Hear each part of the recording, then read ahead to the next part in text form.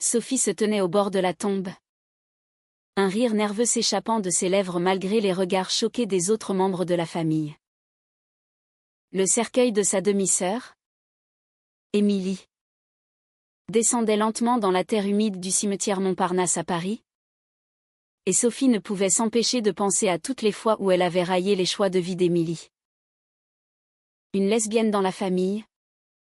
Quel scandale avait-elle murmuré à leur mère des années plus tôt, renforçant ainsi le mur de silence qui avait isolé Émilie jusqu'à sa mort tragique dans un accident de voiture. Mais ce rire n'était pas de la joie malveillante, c'était une armure craquelée. Un bouclier contre la culpabilité qui la rongeait depuis l'annonce de la nouvelle. Émilie, à 28 ans, avait toujours été la rebelle. Celle qui osait défier les normes rigides de leur famille bourgeoise. Sophie, l'aînée de 2 ans, avait choisi la voie de la conformité, un mariage arrangé avec un homme d'affaires respectable. Une carrière stable en tant qu'avocate dans un cabinet prestigieux du quartier des affaires. Pourtant, en ce jour pluvieux d'automne, alors que les gouttes tambourinaient sur les parapluies noirs, Sophie sentait un vide s'ouvrir en elle. Comme si la mort d'Émilie emportait avec elle un morceau de son propre secret. Le soir même, de retour dans l'appartement familial du 16e arrondissement, Sophie fouilla les affaires d'Émilie que leur mère avait entassées dans une boîte au grenier. Pour ne pas souiller la maison, avait dit leur mère. Claire, avec un dédain à peine voilé. Claire, veuve depuis 10 ans, avait élevé ses filles avec une main de fer, imprégnée des valeurs catholiques traditionnelles. Émilie avait été exilée émotionnellement quand elle avait annoncé son orientation sexuelle à 20 ans, Sophie, pour sa part, avait applaudi en silence, craignant que la contagion ne touche sa propre vie bien ordonnée. Parmi les lettres et les photos, Sophie trouva un journal intime, relié en cuir usé. Les premières pages étaient remplies de confessions d'Émilie sur son amour pour une femme nommée Laura, une artiste rencontrée à l'école des Beaux-Arts. Je l'aime plus que tout. Mais Sophie me hait pour ça, écrivait Émilie. Sophie sentit une pointe au cœur, elle n'avait pas haï Émilie. Mais l'avait enviée en secret pour sa liberté. Plus loin. Une entrée datée d'1 an plus tôt, Sophie cache quelque chose. J'ai vu comment elle regarde les femmes au café. Est-ce de la jalousie ou autre chose? Le cœur battant, Sophie tourna les pages frénétiquement. Émilie avait noté des observations minutieuses, les regards prolongés de Sophie sur une collègue au travail, les livres sur la sexualité féminine cachés dans sa chambre d'adolescente, les disputes avec son mari, Antoine, qui masquait un manque d'attirance évident. Elle vit une vie qui n'est pas la sienne, concluait Émilie. Sophie referma le journal, les mains tremblantes. Comment Émilie avait-elle su? Sophie elle-même n'avait osé s'avouer ses sentiments que dans les moments de solitude les plus sombres. Le lendemain, au bureau, Sophie ne pouvait se concentrer. Les dossiers s'empilaient sur son bureau. Mais son esprit revenait sans cesse au journal. Elle pensa à Antoine, son mari depuis 5 ans. Un homme bon mais distant, avec qui les nuits étaient devenues une routine vide de passion. C'est normal, se disait-elle. Mais au fond, elle savait que ce n'était pas le cas. Émilie avait osé vivre authentiquement, payant le prix de l'isolement familial. Sophie, en la raillant, avait projeté sa propre peur. Une collègue, Marie, entra dans son bureau avec un café. Marie, 30 ans, aux cheveux courts et au sourire franc, avait toujours intrigué Sophie. Tu as l'air épuisée, dit Marie en posant la tasse. Leurs mains se frôlèrent. et Sophie retira la sienne comme si elle s'était brûlée. C'est l'enterrement d'hier, murmura Sophie. Marie hocha la tête, compatissante. Ta sœur. J'ai entendu dire qu'elle était différente. Le mot « différente » résonna comme une accusation. Sophie se raidit. Oui. Et alors? Ce soir-là? Sophie confronta sa mère. Claire était dans la cuisine, préparant un dîner solitaire. Pourquoi as-tu traité Émilie comme ça? Demanda Sophie. La voix tremblante. Claire leva les yeux. Surprise. Elle a choisi un chemin contre nature. Pour le bien de la famille. Sophie sentit la rage monter. Et si j'étais comme elle? Les mots sortirent avant qu'elle ne puisse les retenir. Claire pâlit. Ne dis pas de bêtises. Tu es mariée? Tu as une vie stable. Mais le doute s'insinuait déjà. Les jours suivants, Sophie commença à douter de tout. Elle relut le journal d'Émilie, découvrant des lettres adressées à elle. Non envoyées. Chère Sophie, je sais que tu luttes. Laisse-moi t'aider. Émilie avait voulu la soutenir, mais Sophie l'avait repoussée. La culpabilité devint insupportable. Elle annula un dîner avec Antoine, prétextant du travail, et se promena seule le long de la Seine. Les lumières de Paris scintillaient, mais elle se sentait plus seule que jamais. Puis, un appel anonyme, une voix féminine. Laura. L'amour d'Émilie. J'ai quelque chose pour toi, dit-elle. Elles se rencontrèrent dans un café du Marais. Laura, belle et triste, tendit une enveloppe. Émilie voulait que tu aies si quelque chose m'arrivait. À l'intérieur, une photo d'elles deux adolescentes, riant ensemble. Et une note, sois toi-même. Sophie. Ne paie pas le prix que j'ai payé. Sophie rentra chez elle, les larmes aux yeux. Antoine l'attendait. Où étais-tu? Demanda-t-il. Elle hésita. Puis, j'ai besoin de te parler. Mais les mots restèrent coincés. Le conflit intérieur rageait, trahir sa famille. Son mariage. Ou trahir elle-même? Les semaines suivantes furent un tourbillon de doutes pour Sophie. Le journal d'Émilie était devenu son ombre. Un rappel constant de la vie qu'elle avait fui. Elle évitait Antoine autant que possible, prétextant des heures supplémentaires au cabinet. Marie, sa collègue, remarqua le changement. Tu sembles distante, dit-elle un jour pendant la pause déjeuner. Sophie leva les yeux de son sandwich, sentant une chaleur monter à ses joues. Marie avait ce regard direct, franc, qui la déstabilisait. Parle-moi de ta sœur, insista Marie. Sophie hésita, puis se lança.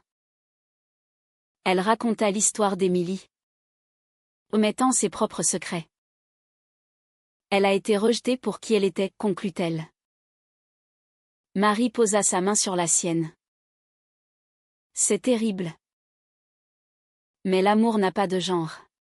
Le contact envoya une décharge électrique à travers Sophie. Elle retira sa main. Mais trop tard, le doute s'était insinué plus profondément. À la maison, Claire devenait suspicieuse. Tu passes trop de temps au travail, reprocha-t-elle lors d'un dîner familial. Antoine acquiesça, frustré par leur distance croissante. Sophie se sentait piégée dans un étau, d'un côté. Les attentes sociétales. De l'autre. Son identité naissante. Elle commença à chercher des réponses en ligne, lisant des forums sur les coming-out tardifs, des histoires de femmes dans des mariages hétérosexuels qui découvraient leur attirance pour les femmes.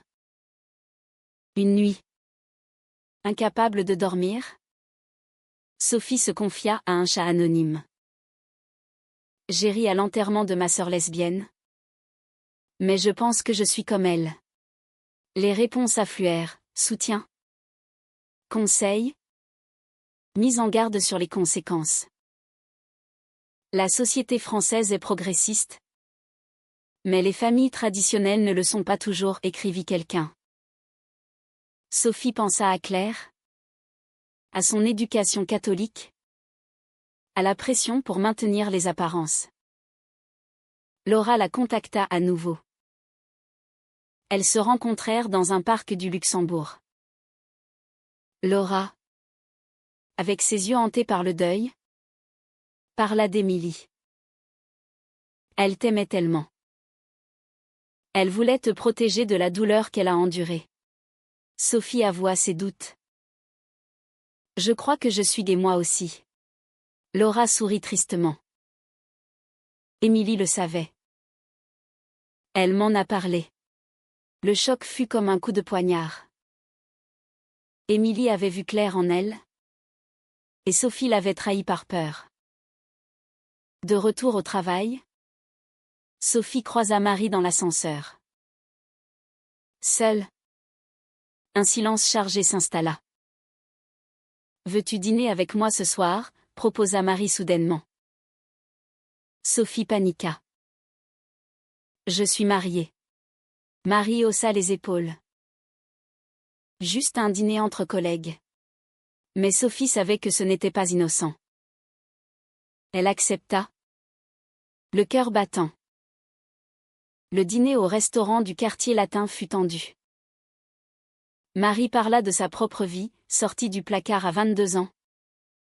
Une relation passée avec une femme qui s'était mal terminée. C'était libérateur.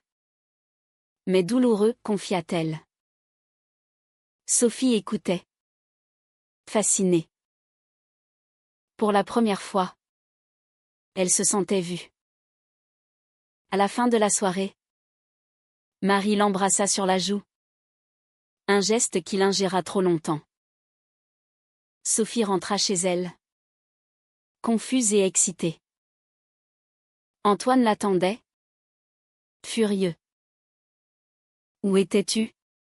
Elle mentit, avec une amie du travail. Mais le mensonge pesait lourd. Le lendemain, Claire appela.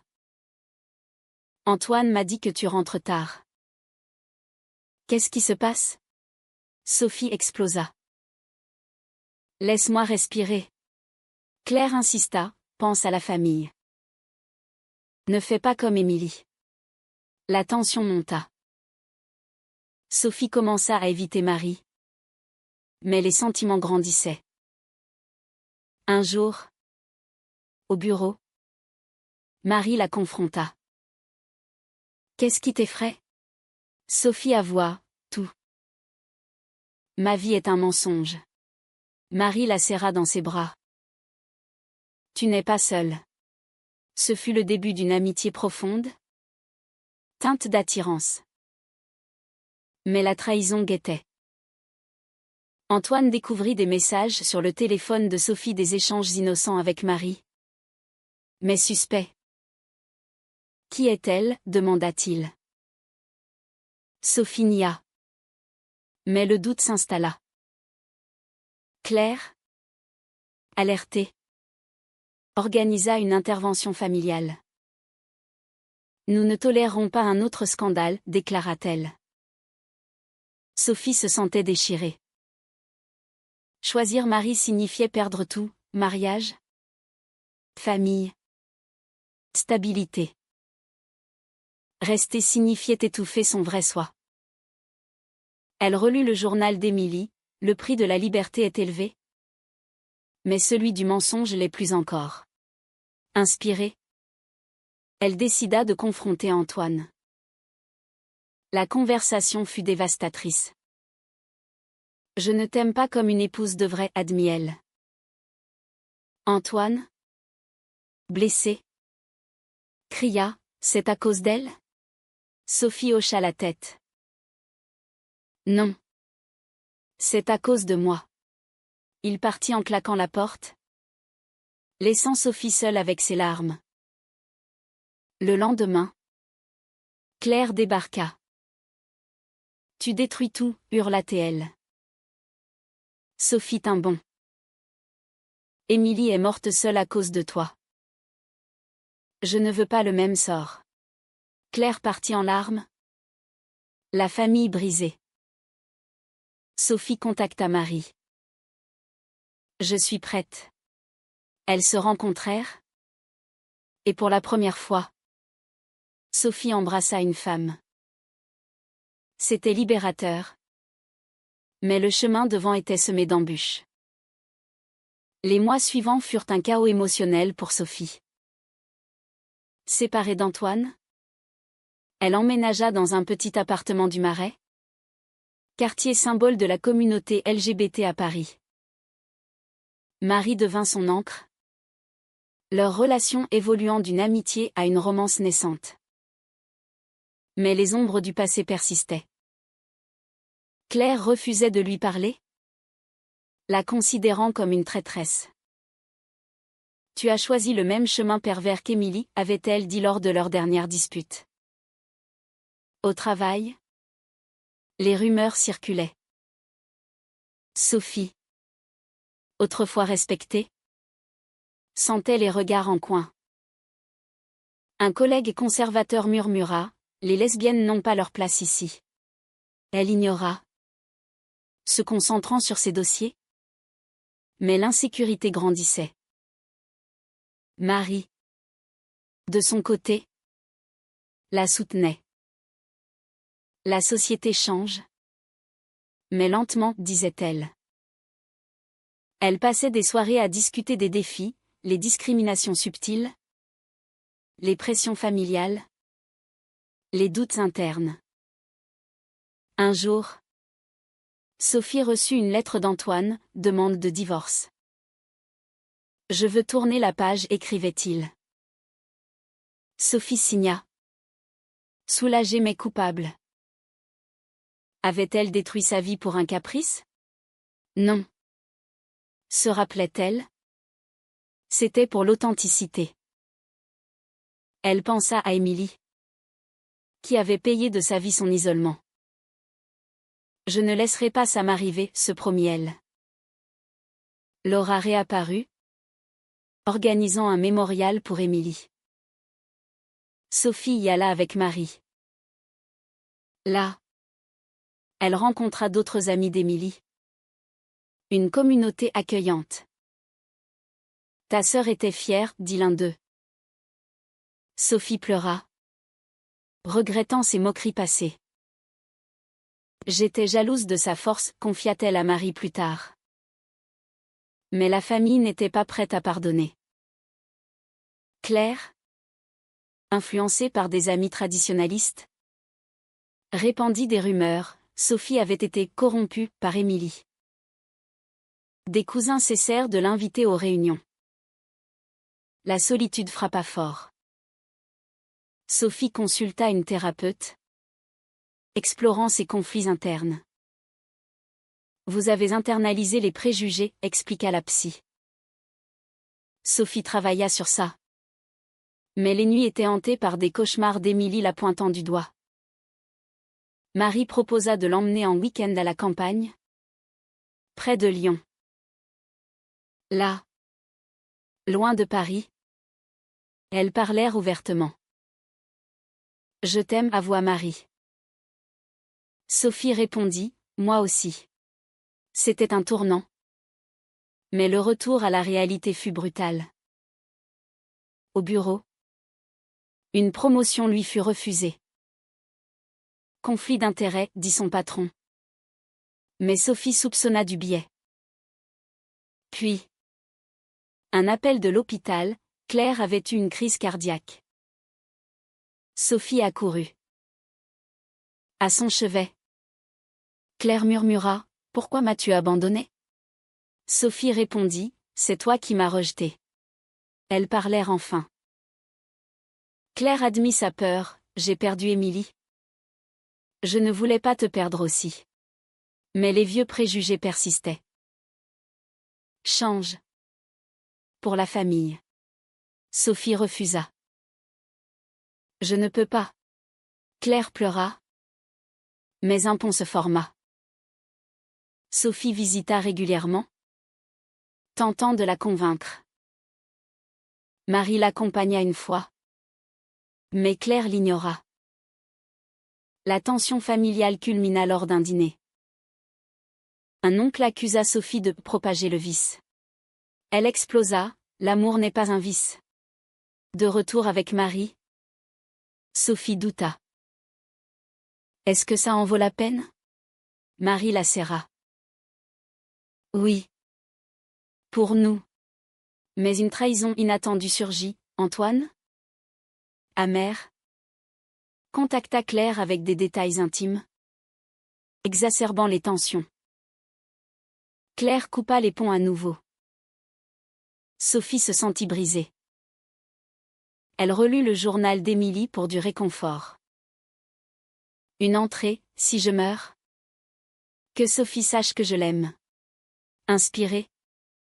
Elle écrivit une lettre à Claire, Émilie voulait l'unité. Donnons-lui ça. La réponse fut silence. Puis. Un jour. Claire appela. Viens seule. Sophie obéit. Claire. Affaiblie. Avoua, j'ai lu le journal d'Émilie. Elle avait raison sur toi. Sophie pleura. Pourquoi l'as-tu rejetée? Claire soupira, par peur de la société. Elles commencèrent à reconstruire. Mais Marie se sentit exclue. Ta famille ou moi, demanda-t-elle. Sophie choisit les deux. Mais les conflits persistaient. Une dispute éclata, Marie accusa Sophie de faiblesse. Tu caches encore. Sophie partit en claquant la porte. Seule. Elle réfléchit.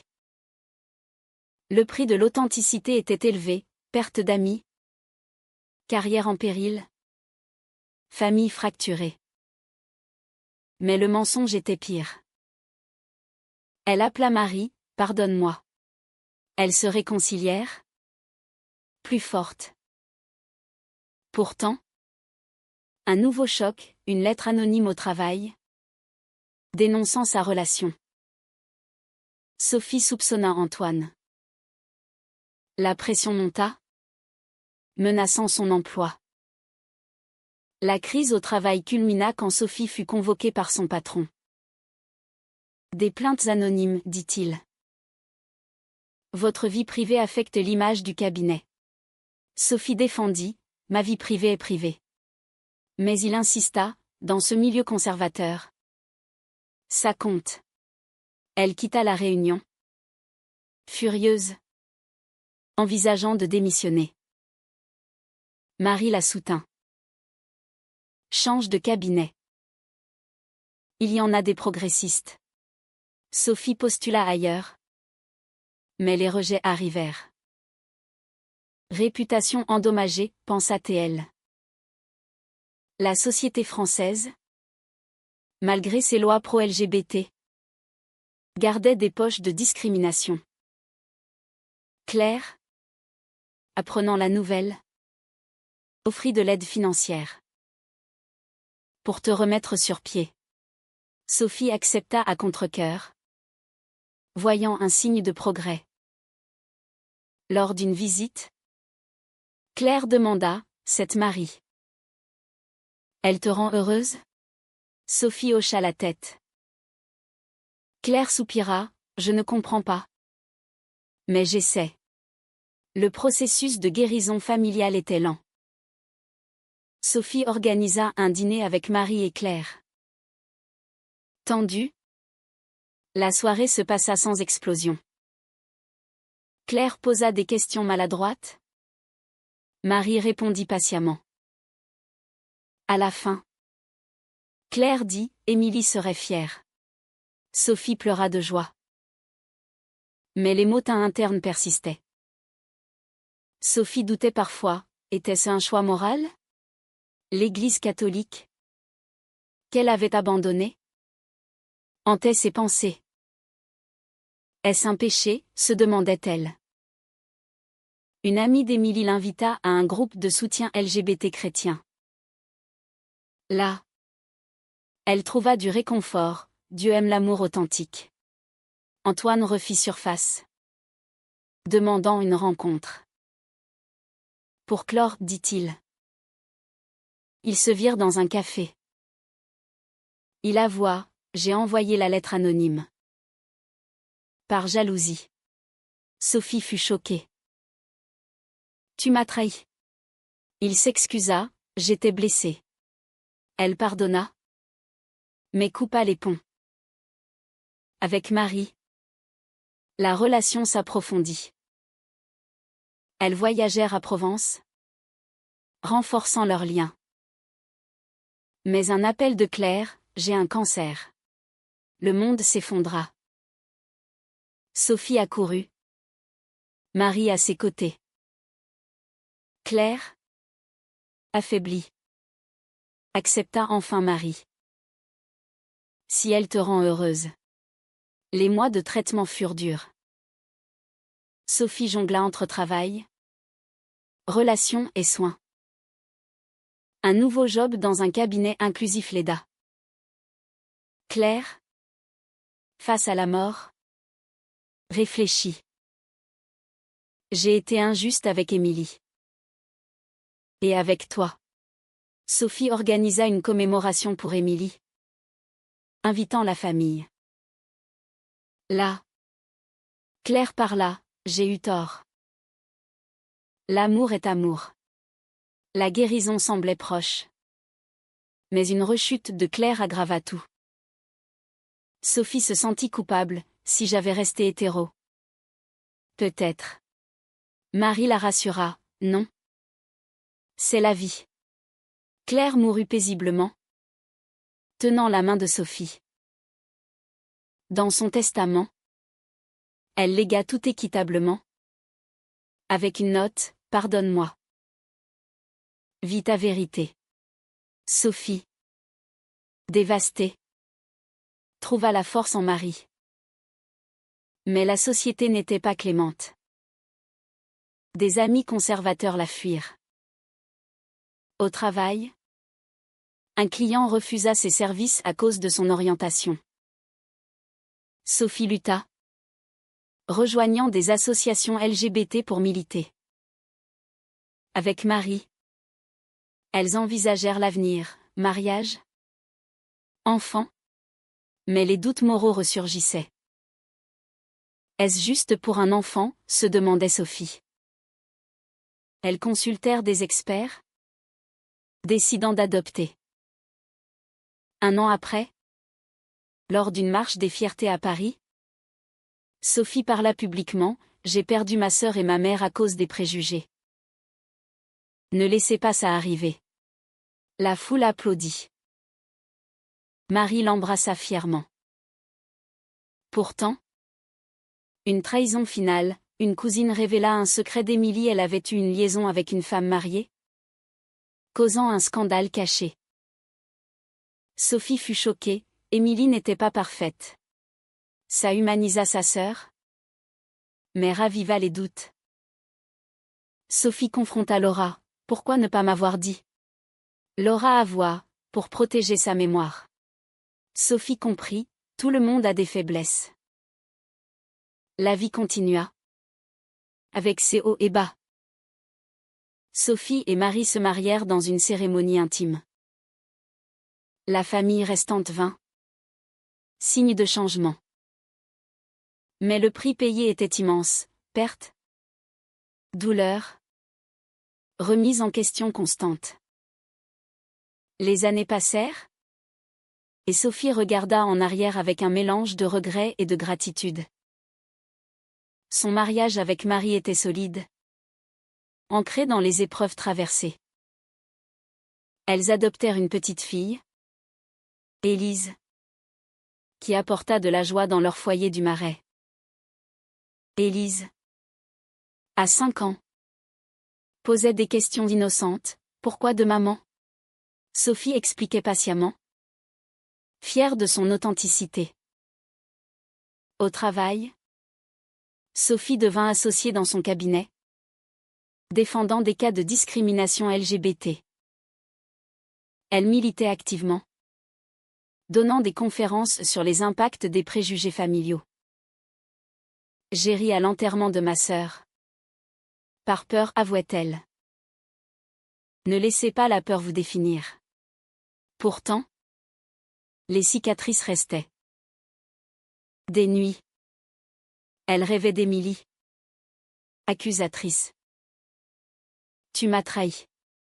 Sophie se réveillait en sueur, se tournant vers Marie pour du réconfort. Claire hantait aussi ses pensées, avait-elle vraiment pardonné avant de mourir? Un jour, une lettre arriva, d'une nièce lointaine? Curieuse de l'histoire familiale. Sophie répondit honnêtement, partageant le journal d'Émilie. Apprends de nos erreurs, écrivit-elle. La nièce visita, ouverte d'esprit, signe que les générations changeaient. Mais la société évoluait inégalement. Des lois anti-LGBT en Europe voisine inquiétaient. Sophie rejoignit des manifestations, sentant l'urgence. Marie, artiste comme Laura, peignit des toiles sur les thèmes de l'amour interdit, exposées dans des galeries parisiennes. Laura, devenue amie proche, partagea plus sur Émilie. Elle regrettait de ne pas l'avoir confrontée plus tôt. Sophie comprit, les silences avaient coûté cher. Elles organisèrent un hommage annuel pour Émilie, rassemblant la communauté. Dans sa vie personnelle, Sophie affronta un nouveau conflit. Élise fut harcelée à l'école pour ses 2 mères. Sophie confronta la direction, gagnant, mais le cœur brisé. Le monde n'est pas prêt, dit-elle à Marie. Elles envisagèrent de déménager en province, mais restèrent déterminées à changer les choses. Un scandale éclata, un politicien conservateur, ami de la famille, dénonça publiquement les familles non traditionnelles. Sophie répondit dans un article, l'amour n'a pas de normes. Le backlash fut féroce, menaces en ligne, insultes. Marie paniqua, et si ça affecte Élise? Sophie tint bon, c'est pour elle que je lutte. La tension culmina lors d'un débat télévisé. Sophie face à un opposant traditionnaliste. Votre choix est immoral, accusa-t-il. Sophie répliqua, l'immoralité est de forcer les gens à mentir. Le public applaudit. Mais les hâters multiplièrent. À la maison, Marie et Sophie discutèrent. Avons-nous fait le bon choix? Demanda Marie. Sophie répondit, oui. Malgré le prix. Elles se serrèrent. Plus unies. Des années plus tard, Élise adulte, fière de ses mères, devint activiste. Sophie, retraitée, écrivit un livre sur son parcours, Du rire au cercueil à la vérité. Il devint un best-seller, inspirant d'autres. Pourtant, au crépuscule de sa vie, Sophie se posa la question ultime, le sacrifice en valait-il la peine? Les pertes Émilie. Claire. Amie contre les gains amour vrai. Famille choisie. Impact sociétal. La réponse n'était pas simple. Chaque décision avait eu des conséquences en cascade. Des dommages collatéraux. Mais vivre authentiquement avait apporté une paix intérieure que le mensonge n'aurait jamais pu. Était-il juste de prioriser son bonheur personnel au détriment de la stabilité familiale et sociale ?